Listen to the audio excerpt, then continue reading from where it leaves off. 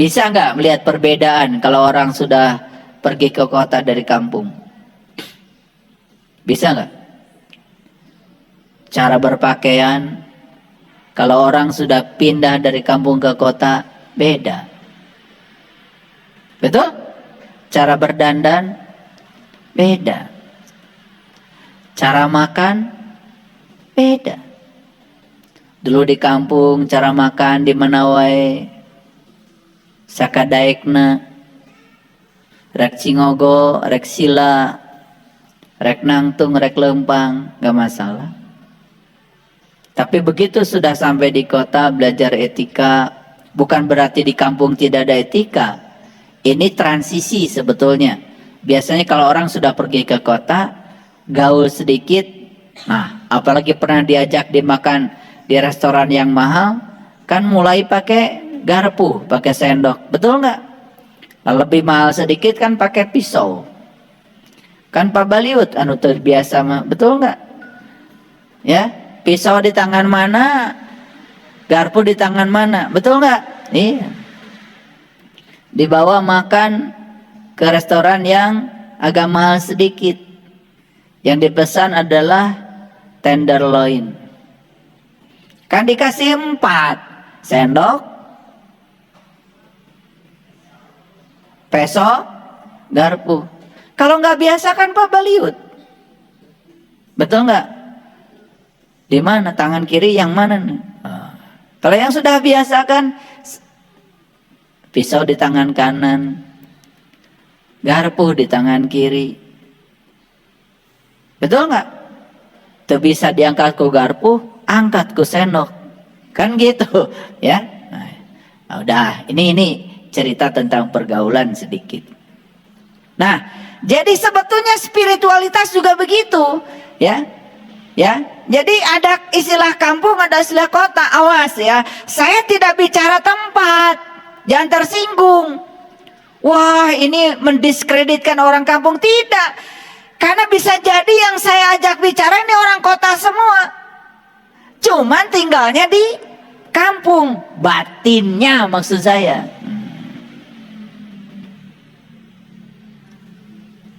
Iya, tinggalnya di kota, tetapi batinnya kampungan. Orang kampung, belum hijrah, belum hijrah. Nah, mari kita lihat ayat ini. Yuk, allazina amanu wa hajaru wa jahadu fi sabilillah bi amwalihim wa anfusihim a'dhamu darajatan indallah wa ulaika humul faizun. Saya tanya tadi, ingin dapat kemenangan? Ingin. Walaupun belum tahu kemenangan itu apa. Karena kalian pokoknya ingin lah. Iya, kayak dulu kan begitu. Ihdinas syiratal mustaqim, tunjuki aku ke jalan yang lurus. Begitu saya tanya, apa jalan yang lurus? Teuing teu nyaho, ongkoh menta.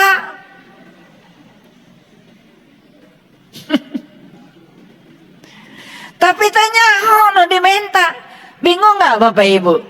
Gaduh putra gogoleran kaditu ka dieu. Curik eta budak. Menta hiji perkara, ditanya ke indung bapana ari maneh teh menta naon? Teuing cercek budak, kan bingung kolotna. Cing atuh ka Allah mah tong ngabingungkeun Allah. Ihdinas syiratal mustaqim, tunjuki aku ya Allah ke jalan yang lurus. Cek Allah teh naon jalan yang lurus teh? Teuing Allah. Pokona nu lempeng cenah teu bengkok-bengkok. Tuh, persepsi lagi masuk. Jalan yang lurus itu jalannya orang-orang yang diberi nikmat. Belum selesai, taros deui, siapa yang dapat nikmat Allah? Gitu, terus kejar ke dalam. Sampai kita tahu barangnya. Oh ini toh Siratal Mustaqim gitu. Baru diucapkan ke Allah. Iya macan ngarti, nurek dipenta ge teh nyaho, menta unggal poe.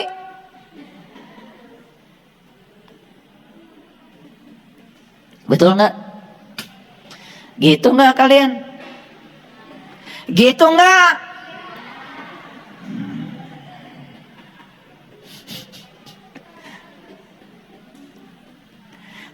luar biasa itu kita mah biasa aja.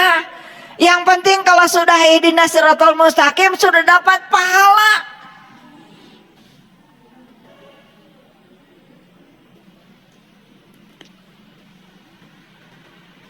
Ini saya bicara transformasi batin, ini bicara hijrah.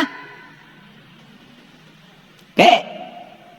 Kalau gitu, kalau menurut ayat ini, kalau ingin dapat kemenangan, apa saja faktor-faktor yang harus kita bangun? Satu apa? Iman. Bukan sekedar ngaku beriman, jadilah orang yang beriman. Orang yang terbuka penglihatan kolbunya kepada Allah. Sudah ketemu atin, sudah ketemu kota yang aman di situ. Sudah pindah dari kampung ke kota, itu iman. Apakah iman cukup? Nih, kalian sudah beriman, tetapi belum cukup untuk memperoleh kemenangan. Karena apa? Wahajaru harus meninggalkan, harus berpisah, harus memutuskan. Apa itu? Ini lihat saya semua. Mempertahankan yang kita miliki. Mempertahankan yang kita miliki habis-habisan. Yuk, tolong dijawab pertanyaan saya. Hasilnya apa?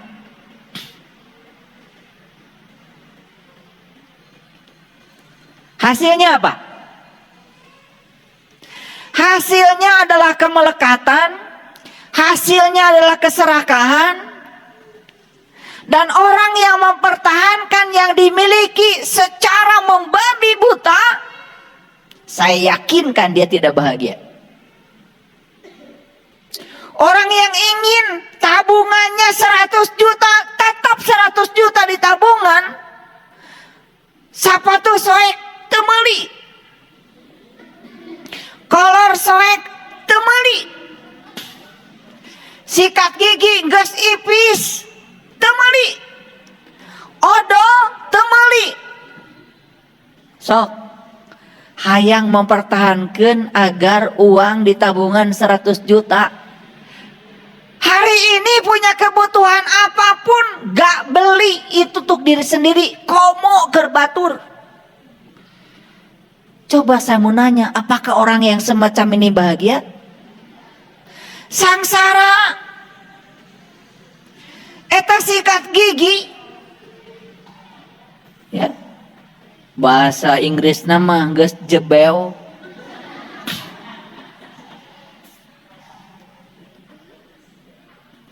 Kalau sikat gigi gak runcing lagi, dipakai juga percuma. Semua sela-sela kotoran di gigi gak akan terangkat.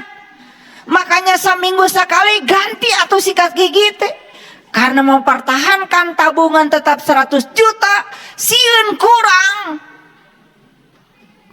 Meuli sikat gigi ge mung. Beli odol mung.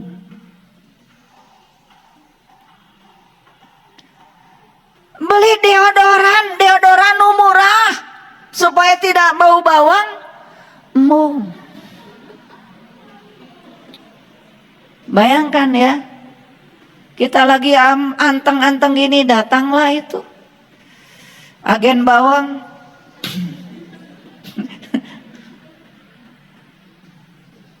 Seul apa? Mules. Sedangkan yang namanya orang baik itu dimanapun tempat akan jadi surga. Surga mah sengit. Eta datang si eta kulibek.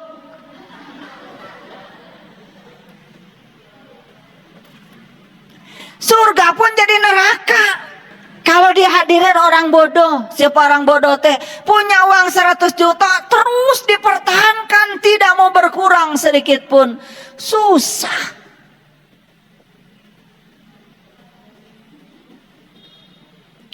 Apakah Bapak Ibu yang punya suami ingin dipertahankan terus supaya suami jadi milik Bapak Ibu? Apa yang punya istri akan dipertahankan terus supaya milik Bapak Ibu?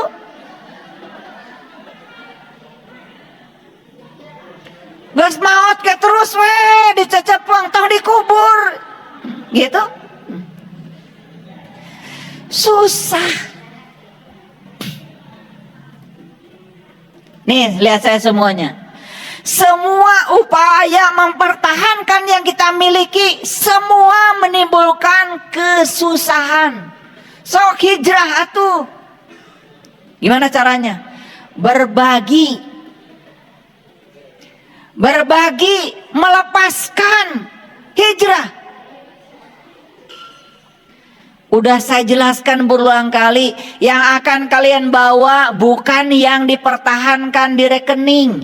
Yang akan kalian bawa adalah yang dibagikan, menolong orang. Yang dibuat membuat orang lain bahagia, kan itu. Ayo, hijrahnya apa? Berubah dari mempertahankan menjadi berbagi.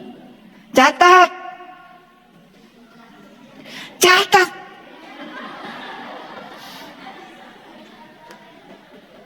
Mulai sekarang saya akan hijrah. Tidak akan mempertahankan yang saya miliki. Mulai sekarang apapun yang saya miliki akan saya gunakan untuk berbagi. Karena saya tidak tahu besok saya mungkin tidak bisa berbagi lagi. Tuh hijrah tuh begitu.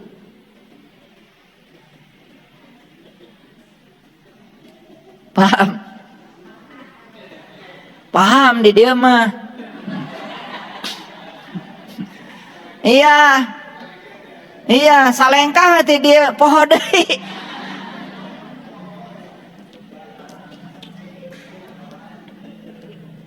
Kajen lah. Pokoknya saya boleh carekan aja semuanya.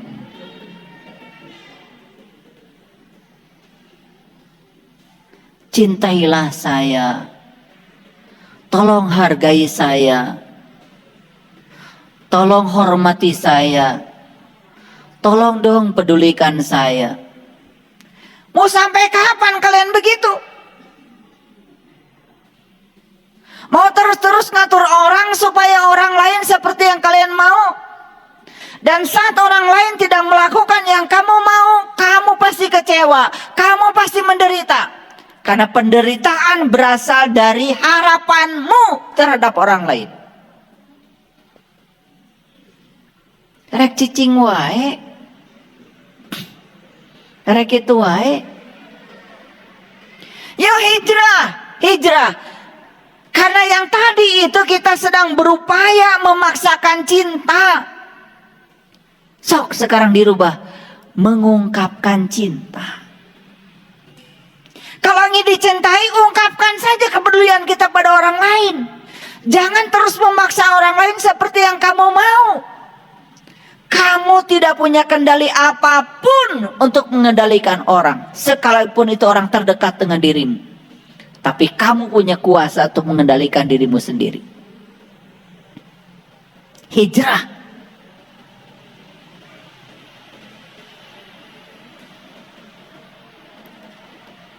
Suka sholat nggak? Suka sholat nggak? Suka. Awas ya, saya mau sholat. Jangan ribut. Ini orang sholat katanya berkesadaran tinggi, tetapi mengingatkan orang lain yang tidak sholat supaya jangan ribut. Karena yang sholat minta dihargai yang tidak sholat. Cing nu eling nu mana?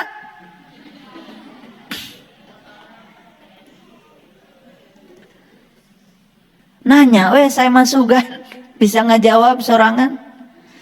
Yang eling yang mana? Jangan-jangan teu eling kabeh.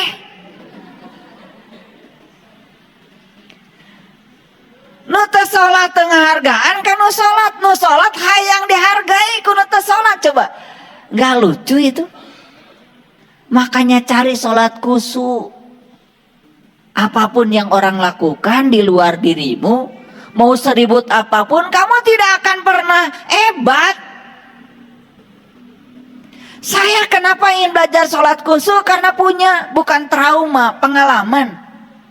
Jadi waktu kecil saya usia kelas 4 lah SD, saya disuruh ngaji sama bapak saya.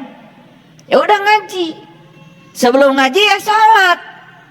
Ini kiai saya di depan, ustadz di kampung mah. Ya udah kami sholat. Sapantar semuanya kelas 4 SD. Ya namanya kelas 4 SD. Namanya sholat ya udah. Mulai mah silih jejak heula awal nama gitu. Nah, udah mulai selisiku kan gitu. Tung noh brok gitu satu baris namro kabeh. Itu guru ngaji saya lagi sholat langsung berdiri ciprot. Nah di situ saya mulai bingung dengan ustad. Saya pulang ke rumah. Kemudian balik cek bapak ditampiling pak kusaha ku ustad. Ku imam. Bapak saya cuma diam aja. Ya enggak suasana darah lah. Nggak dimarahin saya. Gitu. Kalau dulu mungkin udah lapor polisi ya. Kalau anak sekarang. Dulu mah ditampilin gitu cicing we. Dari masa ya gitu. Tapi setelah saya sadar kemudian saya berpikir, kenapa ya guru saya kok nempelin saya? Nah saya nanya sama guru saya, ya, Kang ari akang nah makan nempiling abdi. Hebat aing kumaneh. Oh, itu hebat tuh bahasa Sunda. Kaganggu. Nah, kaganggu ku batur keneh salat. Berarti sudah jelas salatnya enggak khusyuk, mikiran batur. Betul enggak? Di situ saya ingin belajar gimana caranya saya bisa sholat khusyuk. Dah alhamdulillah saya bisa ngajarin sama kalian sholat khusyuk.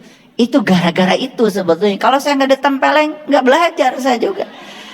Jadi untung saya pernah ditempeleng. Makanya ditempeleng itu bagus betulnya. Itu perjalanan hidup. Jadi nggak ada yang buruk masa lalu saya, baik-baik saya. Lo minta ditempeleng, saya nggak akan mikir. Pikiran saya waktu kecil, nah hanya ongkoh guru. Ai sholat hebat kene. Kan harusnya beliau nggak usah berhenti ke sholat, tamatkeun we, da ieu mah nama ge barudak gitu kan. Tapi eureun lah sholat nempelingan lah batur, terus sholat deui. Bingung saya mah. Ini cerita nyata loh dalam kehidupan saya. Makanya saya nggak mau begitu. Ya, ini lanjutkan dulu. Jadi hijrah yang pertama tadi mempertahankan, ganti sekarang jadi berbagi. Memaksakan cinta, sekarang jadi mengungkapkan cinta. Ya, lamun bung diciwit, tong nyiwit. Mun embung digenggeran batur, tong gerehan ka batur. Gitu aja kok, sederhana. Nah, saya bilang tadi apa? Kita ini sangat resisten terhadap perubahan. Ulangi, kita ini sangat resisten terhadap perubahan. Resisten itu sangat tidak suka dengan perubahan. Karena kita ini ingin semuanya permanen. Yang suaminya pejabat ingin semua suaminya jika perlu abadi jadi pejabat. Jika suaminya berada di posisi tertinggi dalam jabatannya sehingga ada berkah jabatan, ingin seumur hidup jika perlu di situ. Tidak siap dengan perubahan. Bersiap-siaplah, kita akan menderita. Nah, jadi ketika kita bertahan pada penolakan kita terhadap segala perubahan, itu jalan lama yang harus ditinggalkan. Jalan barunya apa? Jalan barunya adalah mari kita ikut perubahan. Mari kita berserah kepada yang ada. Makanya hidupnya sederhana. Jangan hidup berdasarkan apa yang seharusnya. Hidup saja berdasarkan apa yang ada. Nih, sudah terbukti. Kalian kan pengalaman. Kalau hidup dengan apa yang seharusnya, pasti akan menimbulkan kekacauan. Betul nggak? Coba orang di rumah kita dimintakan oleh kita untuk membawakan teh manis. Sudah bikin teh manis, sudah dibuatkan, sudah dibawa pakai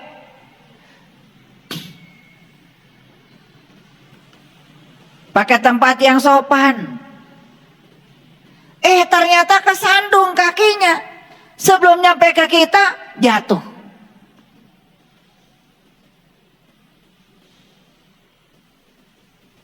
Apa yang kita lakukan? Pasti tidak suka. Pasti mulai komentar. Cing neule atuh.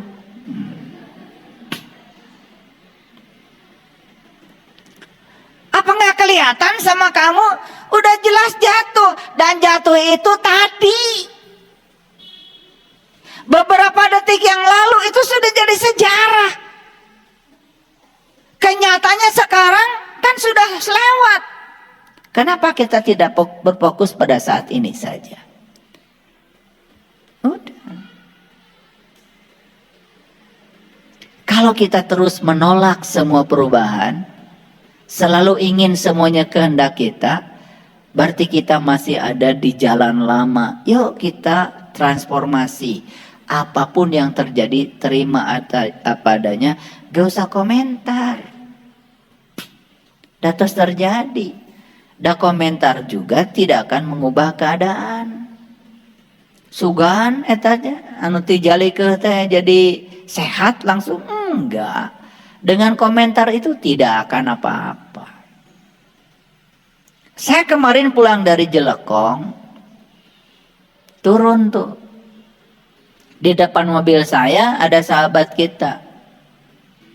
Pakai mobil.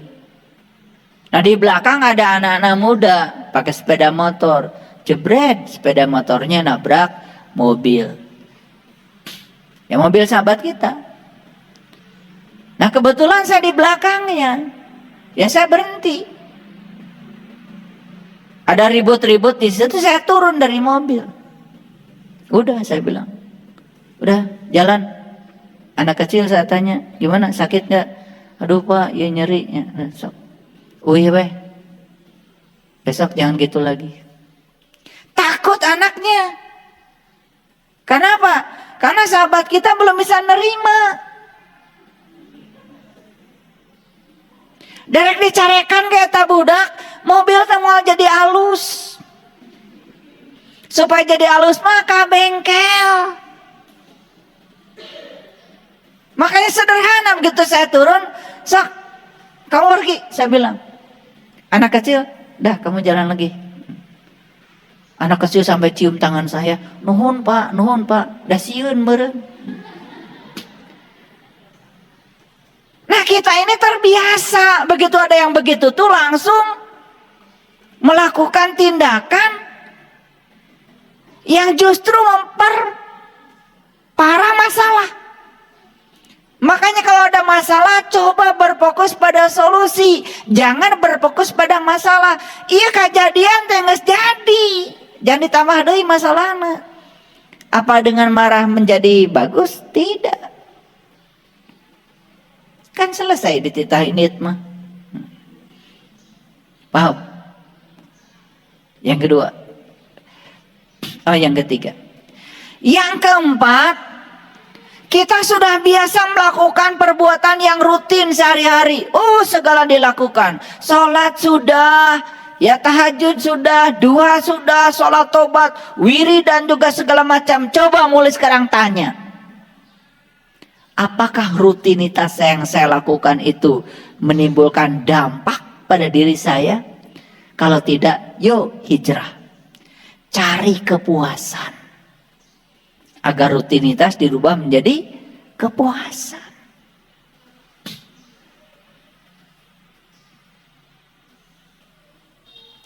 Nih buat para sahabat yang selalu diam, cicing, mengalami inersia fisik, mengalami inersia mental. Secara fisik males, itu inersia fisik. Secara mental males. Sok rasakan apa akibatnya? Awak carangke, hidup bosen, duduk itu istirahat menjadi indah kalau sudah beraktivitas. Ada cicing wae mah bosen. Betul nggak? Sok atuh hijrah, hijrah. Ubah kelelahan kita yang pasif ini menjadi kesehatan yang aktif. Karena aktif itu sehat.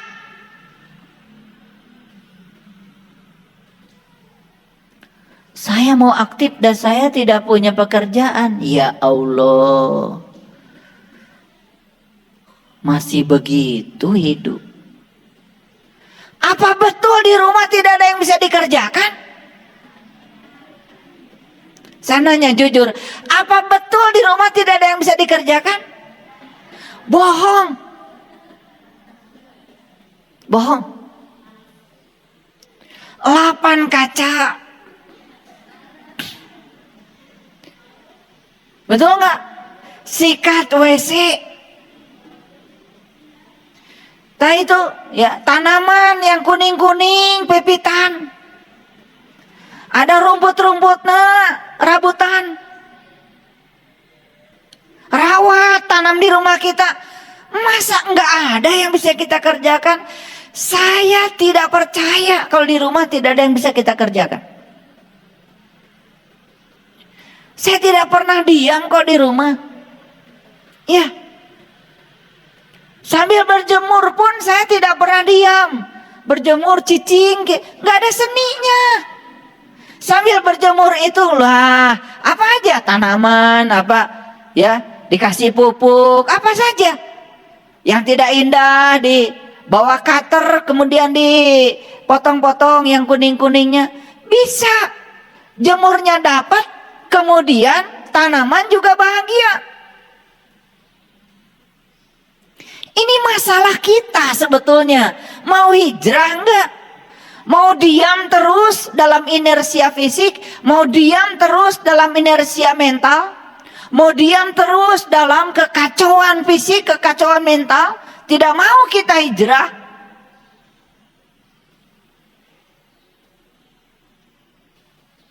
Itu. Nah, kita sudah punya pengalaman para sahabat. Semua ekspektasi kita yang terbatas mengakibatkan kita terbatas dalam hidup. Betul nggak? Ayo lihat saya. Seberapa tinggi kita dipantaskan oleh diri kita?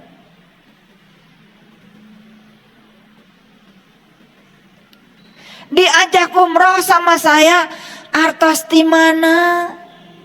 Itu karena biasa dalam ekspektasi yang terbatas.